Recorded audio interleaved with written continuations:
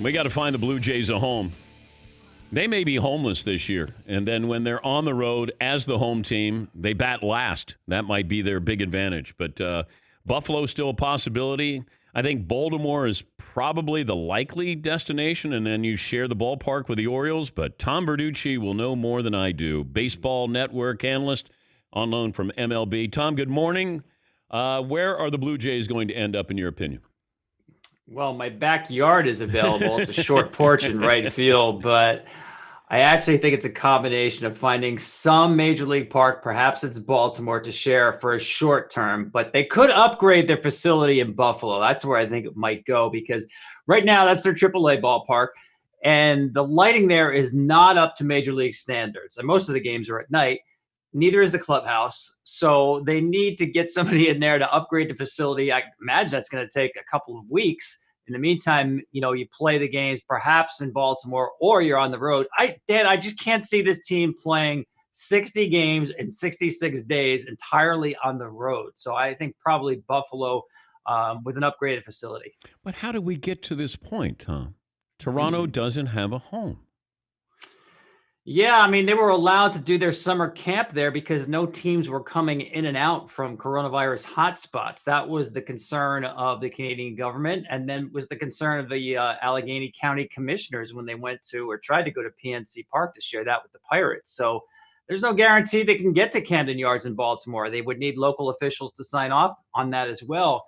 And let's not forget, too, if you're sharing a major league ballpark, the parks already are kind of stretched thin for social distancing. You're not using one clubhouse now. You're using multiple clubhouses and kind of ad hoc rooms that are turned into mini clubhouses. So you'd have to house two teams with 60 players. So they maybe have to, I don't know, invent some kind of a auxiliary clubhouses to accommodate the Jays. It is crazy that here we are, today's opening day, and we don't know where the Blue Jays' home schedule will take place. We don't know how many playoff teams there are this year, Tom. You won't have to wait long, though. We'll know that by this evening before first pitch. But I think it's a good thing that there's more discussion going on here. Listen, I think the players will sign off on this. Think about it, Dan. The expanded postseason from 10 to 16, that means 156 more players will get to the postseason. It also means there's $300 million more in TV money just this year alone, and guaranteed money going forward. And when owners get guaranteed money from TV contracts, guess what? They pass it on to the players. So I actually think it's a good thing. I couldn't understand why the players didn't agree to it a month ago, but there's time, very little time to get it done in time for this season. MLB Network's opening night coverage starts at 10 a.m. Eastern. Tom joining the broadcast at 4 p.m. Also on the call for Saturday's Pirates-Cardinals game on MLB Network. And doing studio stuff, I believe. Is that the schedule here for you, Tom? Okay. That's the schedule, yeah. Mookie Betts' deal, kind of surprising. More surprising the timing of it or the length and the amount of money? Yeah, I guess the timing, Dan, because in the middle of a pandemic, who's got $365 million sitting around? Well, I guess the answer is the Dodgers, but listen, when they made the deal with the Red Sox, they did want to extend him. They gave up some good young prospects. They didn't want just to rent him for a year, and this year's only 60 games. But I was told that once they had him in camp in March, and especially the last couple of weeks here in summer camp, they were blown away by how good this guy is. Now, it's not exactly breaking news that Mookie Betts is a really good player, but I think it's different when you have the player in your clubhouse every day, and they were blown away by how good this guy is, how good he is around teammates, the positive attitude every day. So the fact that they gave up a lot to get him, but really fell in love with having him on hand, this was a no-brainer. Don't forget, they tried to give $300 million plus to Garrett Cole. He had his heart kind of set on the Yankees. So I know the Dodgers to this point under Andrew Friedman had not given out a $100 million deal. It was a matter of which guy was best. First it was Cole, but once it was not Cole, then it was Mookie. And listen, I think it's a great buy. Forget about the back end of the deal. You judge a deal to me on, are you buying the prime years of a player and how good is he right now? And as I said, he's one of the top 5 players. And that team is loaded, Dan, for now and for the foreseeable future. But if you're a Red Sox fan, how do you feel about this? Oh, it hurts, man. Listen, this guy was a 5th-round draft pick. He wasn't exactly like this, can't-miss superstar coming out of high school. homegrown star who's just a likable player. He's one of my favorite players to watch play the game of baseball. He should have played his entire career in a Red Sox uniform because of how good he is and what a good person he is. But listen, they made a bit of a run to try to extend him. They didn't get the vibes that it was going to happen. I think he made it clear he wanted to go to free agency. And then you can't disregard the issue of the competitive balance tax. The Red Sox had an opportunity to reset that tax rate. They've done that this year with the trade of Price and Betts. But as a Red Sox fan, it's going to hurt. And it's going to hurt more because this Dodger team, they'll be watching Mookie in the playoffs for years to come. We're talking to Tom Verducci, MLB Network analyst.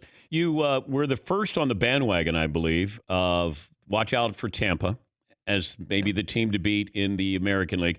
Feels like there's more competitors in the American League than the National League. I feel like it's Dodgers, Nationals, and then you can throw in Oakland, the Yankees. Who else am I missing out on? Houston's there. Yeah, the Twins are still a really good team. I think you're right. There's probably the group of elite teams in the American League is probably bigger than in the National League. I think, to me, the Dodgers are clearly the best team in the National League. No disrespect to the Nationals, who I think would be a handful if they get in again. Because remember, last year they were 10-0 when Scherzer and Strasburg started, so they could do the same MO in the postseason environment.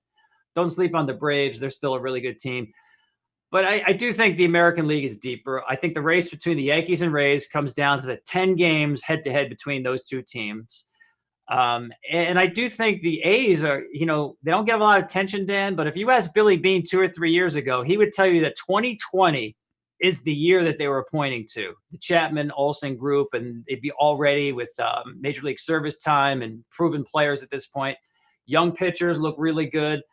The team I'm curious about is Chicago White Sox, because I know everybody's saying in a short season, anything can happen. It's not entirely true. I mean, the Orioles are not going to the playoffs. The Marlins are not going to the playoffs, even in a 15-game season. But in a 60-game season, the White Sox, I think, have a very high ceiling. They're one of these teams that have a basement and a ceiling, and it'd be very fascinating to see how it plays out. To me, White Sox, Reds, Diamondbacks, they're kind of in that group where they could be a lot better than people think. Yeah, I've heard about the Reds and the White Sox, and watching the White Sox against the Cubs the other night, and you start to look at the lineup and the pitching, and then, hey, a short season, 60-game sprint, and you're right. You get hot at the right time, and we're going to have at least one surprise team that gets in there, it feels like. I'm also curious, if you win the Cy Young this year, if Jacob deGrom wins the Cy Young, does that Cy Young count just the way the previous two did? Yeah, it does, and you do get the trophy, but you have to keep it in your desk. You can't hang it on the wall. But he could go 6-2 and win the Cy Young. Yeah, I mean, listen, these guys are only going to get 11 or 12 starts, so 6 or 7 wins, and ERA of 1 something. Yeah, I mean, somebody's going to win the MVP, somebody's going to win the Cy. I actually think there's a good chance that someone is going to have an ERA below 1.12. Of course, that's Bob Gibson's record. Now, it won't be a record in a 60-game season, but I think you're more likely to see that than somebody hitting 400. Nobody's going to hit 400. The game's just the way it's played now. Nobody hits for a high average. Pitching's too good.